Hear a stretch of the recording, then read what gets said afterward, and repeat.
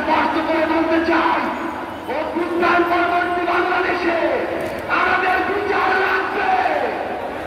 এই বাংলাদেশে খুনি হাসিনার বিচার হতেই হবে, খুনি হাসিনার বিচারের রায় হতেই হবে, খুনি হাসিনার বিচারের রায়ের কার্যকর আমরা দেখতে চাই। আমরা স্পষ্ট করে বলতে চাই, এই বাংলাদেশে বিচার বিভাগকে কোন দলের বিচার বিভাগ হিসেবে আমরা দেখতে চাই না।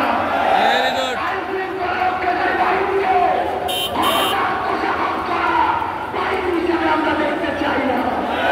আমরা স্পষ্ট করে আপনাদেরকে বলি, ভারতের মুজিববাদী সংবিধানকে এক পাশে রেখে কোনদিন এই বাংলাদেশ মুক্তি বাংলাদেশ সম্ভব নয়।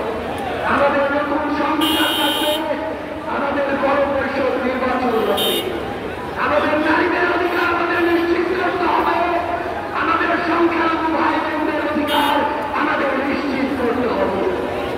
আমরা 1947 সালের উপনিবেশ বিরোধী আকাঙ্ক্ষা, 71-এর স্বাধীনতার যে আকাঙ্ক্ষা, 24-এর মুক্তির যে আকাঙ্ক্ষা, সেই আকাঙ্ক্ষাকে ধারণ করে ঐক্যবদ্ধভাবে আমাদের আগামীর বাংলাদেশ গড়তে হবে।